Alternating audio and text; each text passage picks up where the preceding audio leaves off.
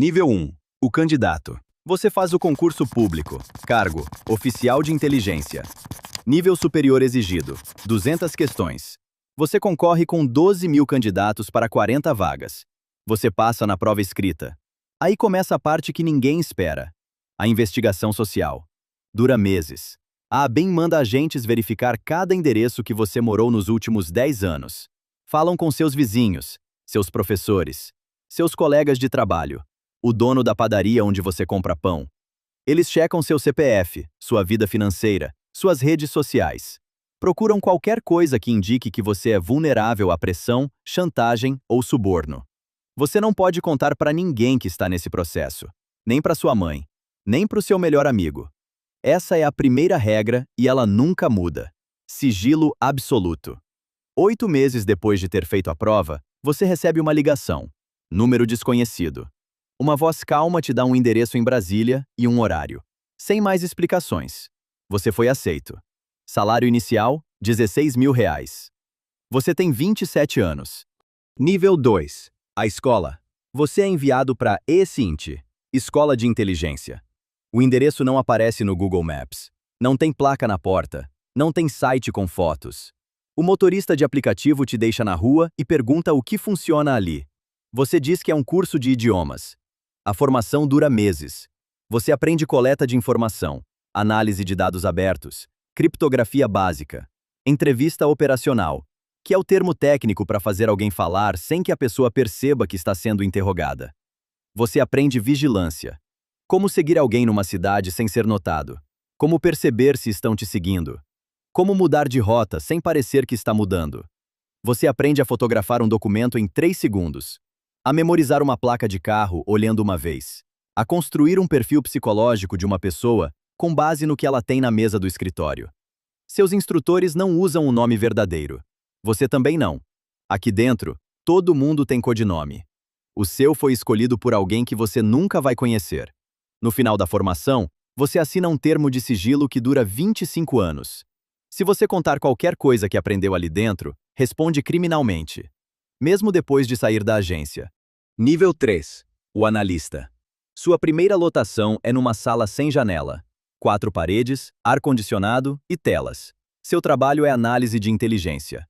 Você recebe dados brutos, interceptações telefônicas, relatórios de campo, movimentações financeiras, imagens de satélite, informes de fontes humanas. Você transforma tudo isso em relatórios que sobem para o Gabinete de Segurança Institucional, o GSI, que fica dentro do Palácio do Planalto. Você não sabe quem lê seus relatórios, não sabe o nome, não sabe o cargo. Você só sabe que quando escreve que uma organização criminosa está movimentando armas pela tríplice fronteira, alguém lá em cima toma uma decisão. Pode ser uma operação da Polícia Federal, pode ser uma mudança na política de fronteira, pode ser um telefonema entre presidentes. Você nunca fica sabendo o que aconteceu depois. Você manda o relatório e o relatório desaparece. Essa é a diferença entre a ABIN e a Polícia Federal. A PF investiga crimes que já aconteceram. A ABIN tenta impedir coisas que ainda não aconteceram. Você trabalha com cenários, com probabilidades, com a pergunta: e se? E se um grupo extremista usar o Brasil como rota de financiamento? E se um governo estrangeiro estiver recrutando funcionários do Itamaraty? E se uma potência rival estiver interceptando comunicações do Ministério da Defesa? Essas perguntas são o seu trabalho agora, todos os dias. E a maioria das respostas que você encontra nunca vai virar notícia. Vai existir num servidor que você não sabe onde fica, lido por pessoas que você não sabe quem são. Nível 4. O campo. Você é transferido para a área operacional. Agora seu trabalho não é ler relatórios, é gerar a informação que vai aparecer neles. A primeira coisa que muda: sua rotina desaparece. Você não tem horário fixo, não tem mesa. Às vezes você trabalha de um café no setor comercial sul. Às vezes de um carro estacionado numa rua residencial em Águas Claras. Às vezes de um hotel em outra cidade com um nome que não é o seu na recepção. Sua função é recrutar fontes. Uma fonte é uma pessoa que tem acesso a informações que o Estado brasileiro precisa e que aceita compartilhar essas informações com você. Pode ser um funcionário de uma embaixada estrangeira, um executivo de uma empresa multinacional, um membro de uma organização criminosa que quer sair, um assessor parlamentar que sabe onde estão os esqueletos. Você não chega e mostra crachá. Você se aproxima naturalmente. Num evento diplomático, num congresso acadêmico, num happy hour de hotel. Você constrói uma relação. Semanas passam, meses passam, até o momento certo. Até a pessoa confiar o suficiente para reclamar do chefe, para mencionar algo que não devia, para aceitar um segundo encontro. Você identifica a motivação dela. Dinheiro, ideologia, vingança, ego. Quando a fonte aceita colaborar, você vira o elo.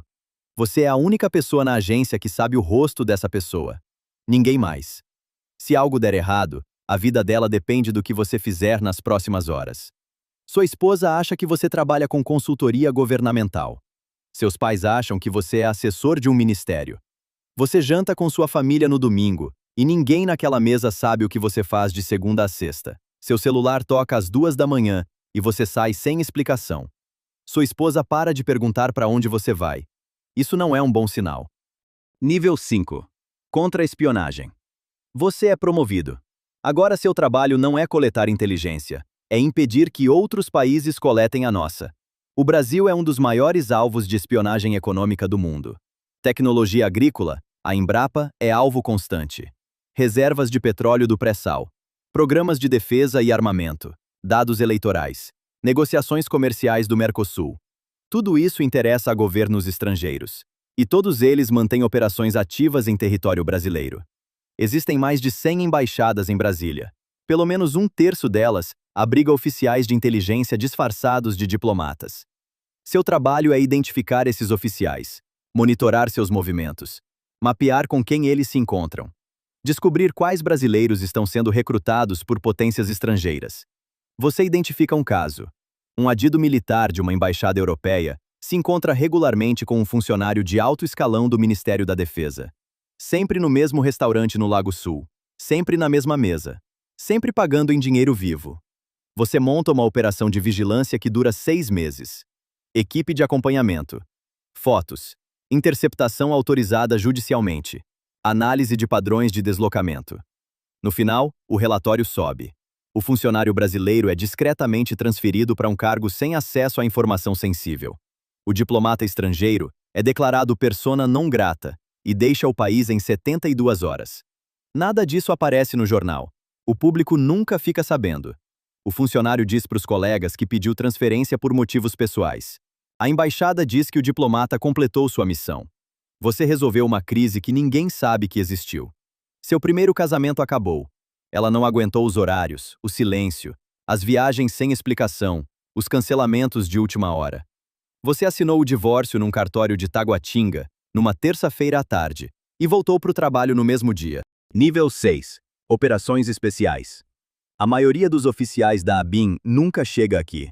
Este nível não existe em nenhum organograma público.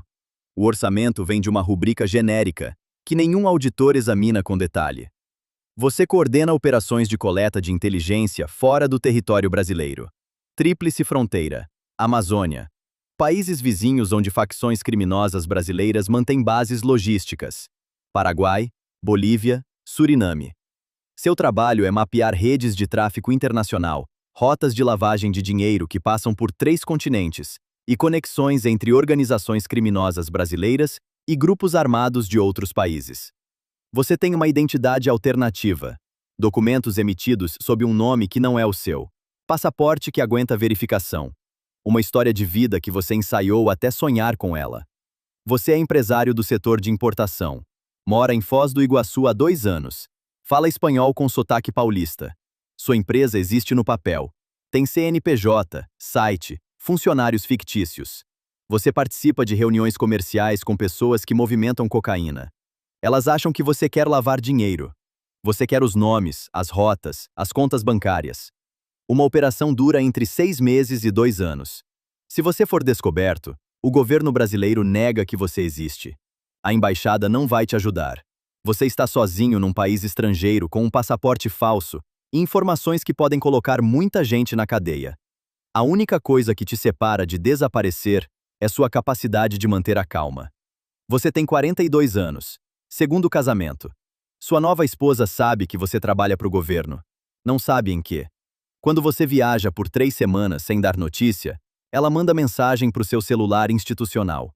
O celular está numa gaveta em Brasília. Você está em Ciudad del Oeste, com outro nome. Nível 7. A diretoria. 18 anos de agência. Você é nomeado diretor de uma das áreas operacionais. Existem poucas pessoas no Brasil com o nível de acesso que você tem agora. Você participa de reuniões no Planalto. Entra por uma porta lateral que jornalista nenhum conhece. Senta numa sala sem celular, sem relógio, sem caneta. Tudo o que é dito ali é classificado. Você informa o ministro-chefe do GSI sobre ameaças ativas ao Estado brasileiro. Espionagem estrangeira, crime organizado transnacional, ameaças cibernéticas à infraestrutura crítica, movimentações em países vizinhos que podem afetar a segurança nacional. O ministro informa o presidente. Às vezes, o presidente te chama diretamente. Você fica 40 minutos numa sala com a pessoa que comanda o país, explicando uma situação que nenhum jornalista sabe que existe, que nenhum deputado sabe que existe, que nenhum juiz sabe que existe. Você sai do Planalto, pega seu carro, dirige até o Sudoeste, compra pão de queijo no caminho e chega em casa como qualquer funcionário público voltando do trabalho. Sua filha de 14 anos acha que você é assessor especial. Quando ela pergunta o que você faz exatamente, você diz: relatórios. Ela perde o interesse. Você agradece internamente. Nível 8. O topo. Diretor-geral da ABIN. Você comanda toda a agência. 3.000 servidores. Escritórios em todos os estados. Representações em dezenas de países. Orçamento classificado. Você é nomeado pelo presidente da República e confirmado pelo Senado. Seu rosto aparece no jornal no dia da sabatina. É a primeira e última vez que você quer aparecer. A partir dali, quanto menos visível, melhor. Você coordena a comunidade de inteligência brasileira. ABIN. Inteligência das Forças Armadas, Inteligência da Polícia Federal, Inteligência da Receita Federal. Todas respondem, em algum grau, à sua estrutura. Você recebe relatórios de todos esses órgãos. Você tem a visão mais completa do cenário de segurança do Brasil que qualquer pessoa viva. Coisas que você sabe e não pode contar.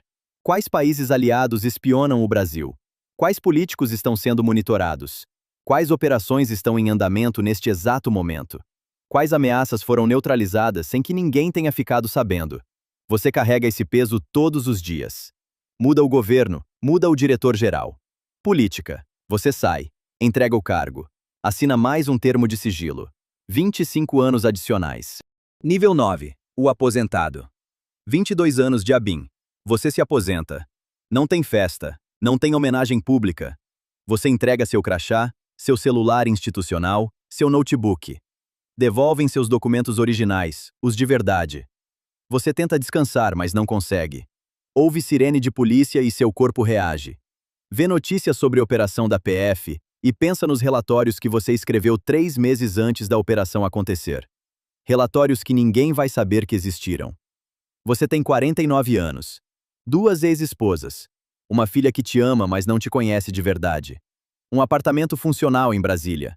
Uma aposentadoria de servidor público. E 22 anos de memórias que você não pode compartilhar com ninguém. Nunca. Seus amigos de faculdade são diretores de empresa. Postam fotos de viagem. Contam histórias nos churrascos.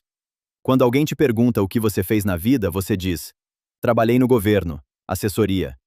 Eles mudam de assunto. Você deixa. Na sua estante tem uma foto sua com 27 anos, no dia do concurso. Você não sabia o que estava por vir. O sigilo, o isolamento, as identidades falsas, os casamentos perdidos, as noites em países que você não pode mencionar, as reuniões no Planalto, os relatórios que mudaram decisões que afetaram milhões de pessoas. Ninguém vai saber. Não vai ter matéria de jornal, não vai ter livro, não vai ter filme. Você protegeu um país que nem sabe que precisava de proteção. E o preço foi uma vida inteira de silêncio. Mas em algum lugar, um jovem de 27 anos está fazendo o concurso. Motivado, idealista, querendo servir. Ele não faz ideia do que está por vir. Mas ele vai descobrir.